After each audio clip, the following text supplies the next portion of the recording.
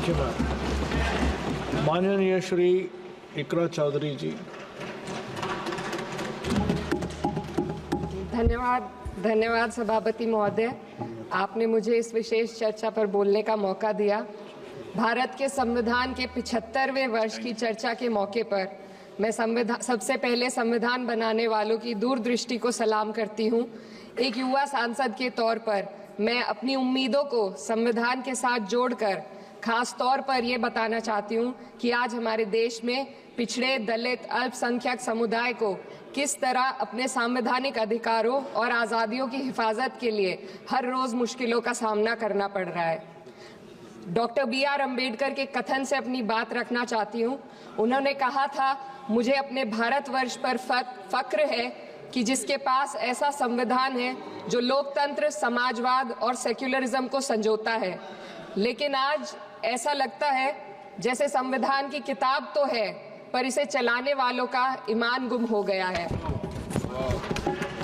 आज हिंदुस्तान में हर वर्ग को किसी न किसी चुनौती का सामना करना पड़ रहा है, मगर अल्पसंख्यक खास तौर पर मुसलमानों पर जो कहर टूटा है वो किसी से छुपा नहीं है। ये लोग सिर्फ अपने मजहबी पहचान की वजह से निशाने पर हैं। संविधान का अनुच्छेद 15 कहता है कि किसी भी नागरिक के साथ धर्म, जाति या किसी और वजह से भेदभाव नहीं होना चाहिए, लेकिन हकीकत इसके उलट है। हालात इस कदर बिगड़ चुके हैं कि hate speech, mob lynching, bulldozer द्वारा घरों को गिराने की घटनाएं आम हो गई हैं। खास तौर पर उत्तर प्रदेश में, जहां ऐसा लगता है जैसे कानून के नाम पर जंगल राज चल रहा हो। संभल में जो हुआ वो सबके सामने है। पुलिस के संरक्षण में निर्दोष लोगों की हत्या की गई और सरकार ने चुप्पी साध ली। अल्पसंख्यकों पर हिंसा बढ़ती जा रही है, मगर सत्ता में बैठे लोग या तो आंखें मूंदे हुए हैं या फिर इन घटनाओं को बढ़ावा दे रहे हैं। हद तो तब हो जाती है जब न्यायपालिका की बात भी अनसुनी कर दी जाती है। सुप्रीम कोर्ट ने मॉब लिंचिंग पर 11 सूत्रीय निर्देश जारी किए थे।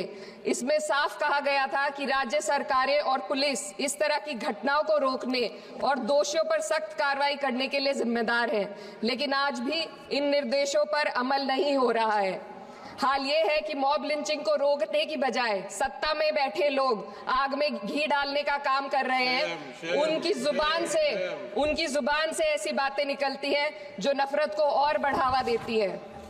ये अशांति अब इतनी गहराई तक फैल चुकी है कि हमारे समाज के धर्मनिरपेक्ष चरित्र पर गंभीर सवाल उठ रहे हैं। साल की शुरुआत में ही कई राज्यों में दुकानदारों को अपने नाम बोर्ड पर लगाने के लिए मजबूर किया गया।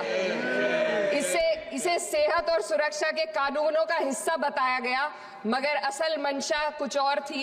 ये कदम खास तौर पर मुसलमान दुकानदारों को निशाना बनाकर उठाया गया ताकि उनकी रोजी रोटी पर चोट की जाए। पिछले हफ्ते मुरादाबाद में एक मुस्लिम डॉक्टर को हिंदू बहुल्य मोहल्ले में घर खरीदने पर विरोध झेलना पड़ा। वजह बताई गई कि इससे मोहल्ले की सामाजिक शांति बिगड़ जाएगी। अब आप ही बताइए, क्या ये वजह सही है, जायज है? असल में ये छोटी बड़ी घटना इस बात का सबूत है कि सांप्रदायिकता को बढ़ावा देने वाले बयान और नीतियां हमारे समाज को अंदर से खोखला कर रही है। उत्तर प्रदेश में यति नरसिंहन ने बेहद घटिया बयान दिया, लेकिन सरकार इन बयानों पर कोई कार्रवाई नहीं कर रही। हेट स्पीच न केवल जनमानस के विचारों को प्रदूषित करती है, बल्कि इससे अब संवैधानिक पदों पर बैठे लोगों को भी प्रभावित कर दिया है।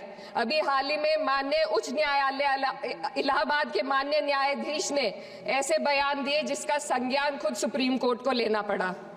संविधान के अनुच्छेद 29 और 30 ने अल्पसंख्यकों को उनके मजहबी और सांस्कृतिक हक दिए हैं ताकि वो अपनी पहचान को बचा सके और अपने संस्थान चला सके, लेकिन आज उन्हीं हकों पर हर तरफ से चोट की जा रही है। वक्फ जैसे बिल लाकर उनके धार्मिक अधिकारों को छीनने की कोशिश की जा रही है। आज अल्पसंख्यक समुदाय को संविधान द्वारा दिए गए अपने बुनियादी अधिकार पाने के लिए लंबी लड़ाई लड़नी पड़ रही है। ऐसे कई मामले अदालत ने न्याय देकर संविधान की रक्षा की है, लेकिन अदालती प्रक्रिया में जो समय लगता है उसकी वजह से देश के सामाजिक ताने बाने को भारी नुकसान उठाना पड़ता है।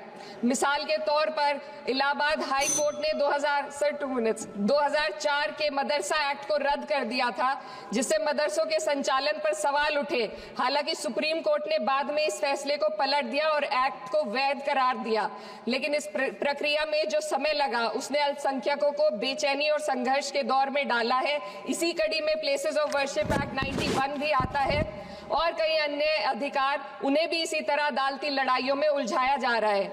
ये स्थिति न केवल अल्पसंख्यकों के अधिकारों की राह में रुकावट है, बल्कि justice delayed is justice denied जैसी कहावत को सिद्ध करती है।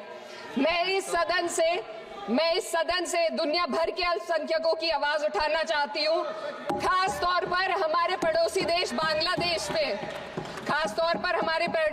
बांग्लादेश में अल्पसंख्यकों के साथ जो हो रहा है वे दिल को गहरे तक चोट पहुंचाने वाला है। उनकी जान माल की हत्या की जा रही है।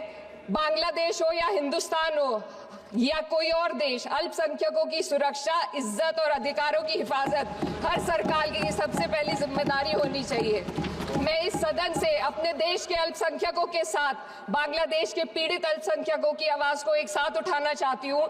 ये वक्त की पुकार है कि हम सब मिलकर ये सुनिश्चित करें कि किसी भी इंसान को उसकी पहचान या मजहब के कारण डर कर जीने पर मजबूर ना होना पड़े।